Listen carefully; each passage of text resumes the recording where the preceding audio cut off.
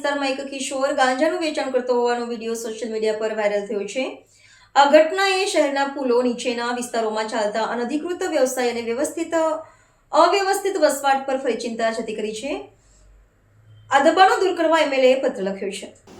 સુરત વરાછા સરથાણા વિસ્તારમાં એક કિશોર ગાંજાનું વેચાણ કરતો હોવાનો વિડીયો સોશિયલ મીડિયામાં વાયરલ થયો છે.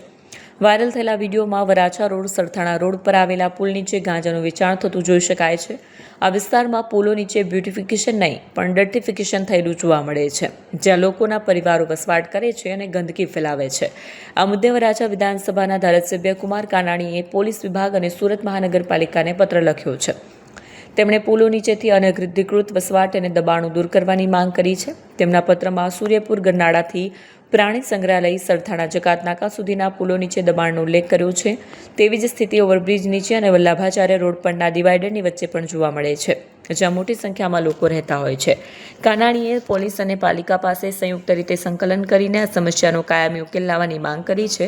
તેમણે આ ઉકેલ કેટલા દિવસમાં આવશે તેનો લેખિત જવાબ માંગ્યો છે.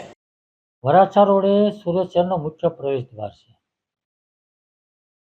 અને આ વરાછા રોડ ઉપર શ્રીનાથજી ફ્લાયઓવર બ્રિજ સૌથી સુરત શહેરનો મોટો બ્રિજ છે અને નાના વરાછાથી સરથાણા જકાતનાકા સુધીનો બીજો બ્રિજ છે. આ બંને બ્રિજ નીચે વર્ષોથી ગેરકાયદેસર લોકો વસવાટ કરે છે, ખૂબ મોટા પ્રમાણમાં વસવાટ કરે છે.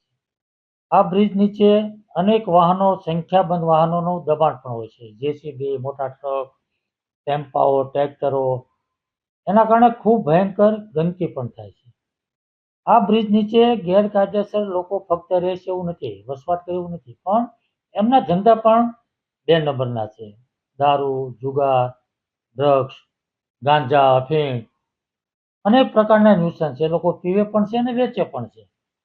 અને અનેકવાર પોલીસે ત્યાં રેડ પાડીને પકડ્યા પણ છે અને મ્યુનિસિપલ કમિશનરને પણ ખબર છે.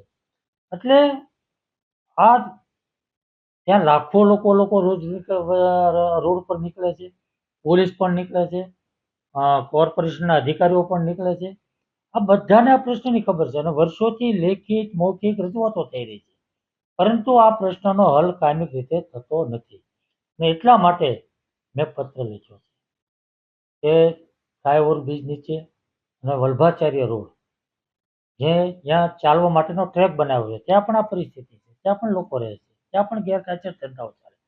તો આ બંને રોડ ઉપર આ ન્યુસન્સ દૂર થવું જોઈએ, એની સામે કડક કાર્યવાહી થવી જોઈએ અને કાયમી હલ થવો જોઈએ. અને એટલા માટે મેં મ્યુનિસિપલ કમિશનર અને પોલીસ કમિશનરને બંનેને પત્ર લખ્યો છે કે બંને સંકલન કરી સંયુક્ત રીતે આ કાર્યવાહી કરી અને કાયમી ધોરણે આ પ્રશ્ન હલ કરવા માગો છે કે કેમ અને કેટલા દિવસમાં હલ કરવા માગો છો એનો લેખિત જવાબ મેં માંગ્યો છે. એટલા માટે